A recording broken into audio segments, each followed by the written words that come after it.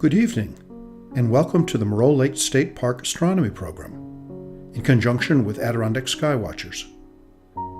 Tonight, we're taking you on a journey.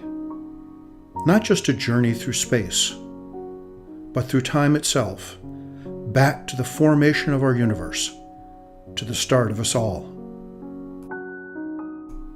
Have you ever spent an evening here with us at the park and let your eyes travel up to the heavens above? If so, you might have seen the pale pearl-like necklace of our Milky Way galaxy arching over the park. The individual stars you see with the naked eye are all part of our local galaxy, the Milky Way. But there is literally an entire universe beyond. Since the dawn of man, our ancestors have gazed with awe at the night sky, amazed at its beauty yet terrified of its immenseness. Early man saw his gods and heroes in the arrangement of stars above, for surely they reside in the heavens. Like today's young children, when presented with a series of dots, they created familiar patterns, a heavenly game of connect the dots, giving birth to the constellations many of us recognize. So, let's begin our journey through space and time, back to the very beginning, the Big Bang. Over 13.5 billion years ago, the entire universe was a point of pure energy. Smaller than an atom, yet possessing far more energy than all the stars have put out in their lifetimes. People often ask, well, what existed before the Big Bang, and where did the Big Bang occur? The answers to these questions are simple and yet difficult to comprehend. To answer them, we need to understand the concept of space-time. Albert Einstein postulated space-time, the idea that space and time exist as a single entity, inseparable. Space and time are like a fabric in that they can be bent or folded by gravity. Space-time itself was created as a result of the Big Bang. Therefore, there was no before. Time itself began with the Big Bang. In a similar vein, space itself didn't exist before the Big Bang. So, the Big Bang wasn't some sort of titanic explosion occurring somewhere in empty space. It was an unimaginable explosion that occurred, creating space itself. Think of our universe as being like a bubble, with nothing beyond it, expanding from the Big Bang on. Not empty space beyond it, but nothing. The universe is everything. If you were to try to fly continuously in the same direction, you would simply circle around within the inner surface of the bubble. There is nothing beyond it. After the Big Bang, the baby universe rapidly expanded, a roiling cloud of pure energy. But as it expanded, it cooled. About a second after the Big Bang, the universe was cool enough for the first subatomic particles, neutrons, electrons, photons, and neutrinos, to form. 2 minutes later, as it continued to cool, the first elements formed: hydrogen, helium, and lithium. For the first 380,000 years, the universe was dark, simply too hot for light to shine.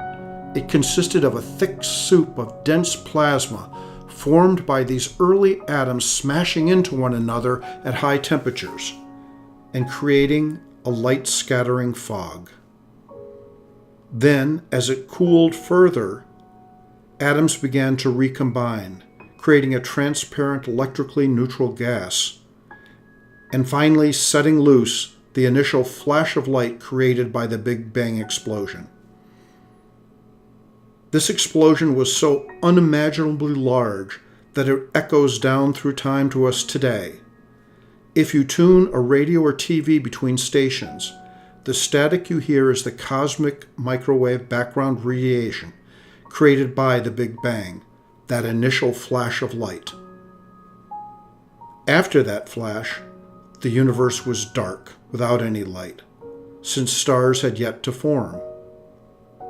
Around 400 million years after the Big Bang, the expanding and cooling universe once more was lit, as clumps of cooling gas were drawn together by gravity, collapsed into dense cores, became hotter as atoms were crushed together under tremendous pressure. And then nuclear fusion began, lighting the stars and our universe. These first-generation stars were huge, very hot, and burned through their stores of hydrogen quickly, converting light elements into ever heavier elements in the nuclear blast furnaces of their cores. In their final days, they collapsed, became too hot, overcame gravity, and exploded, seeding the still expanding universe with these heavier elements. Approximately 9 billion years ago, perhaps in response to a nearby supernova, a cloud of dust and gas located in an unremarkable portion of the Milky Way galaxy began to collapse. Over the course of the next 50 million years, the temperature and pressure at the core of the protostar became so great that its hydrogen began to fuse into heavier elements, creating an internal source of energy that countered gravitational contraction until an equilibrium was achieved, and our sun was born. The various planets formed in the solar nebula, the dish-shaped cloud of gas and dust that was left over from our sun's formation. Through collisions, dust grains formed into clumps, which in turn collided to form larger bodies. These gradually increased through further collisions, growing at the rate of a few centimeters per year over the next few million years. The inner solar system, near the sun, was too warm for volatile molecules like water and methane to condense, so the inner planets could only form from compounds with high melting points, such as metals like iron, nickel, aluminum. These rocky bodies would become the terrestrial planets of Mercury, Venus, our own home Earth, and Mars. These types of planets are unique in the universe, comprising only 0.6% of the mass of the nebula.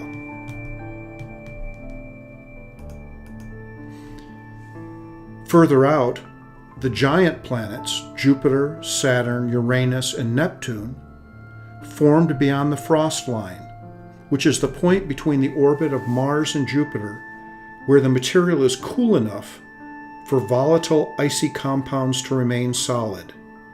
The ices that formed the Jovian planets were more abundant than the metals and silicates that formed the terrestrial inner planets, allowing the giant planets to grow massive enough to capture hydrogen and helium, the lightest and most abundant of elements. Today, the four giant planets comprise just under 99% of all the mass orbiting the Sun.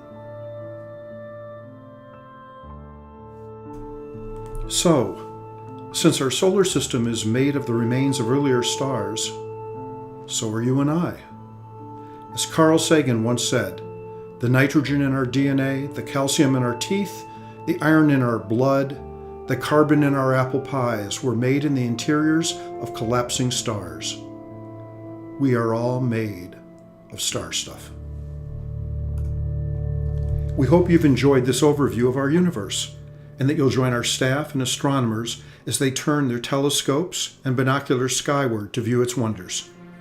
We'll be showing other presentations that cover the selection and use of telescopes, as well as how to photograph the night sky. We hope you'll come back soon to Moreau Lake State Park to learn more about astronomy. And until then, clear skies to all.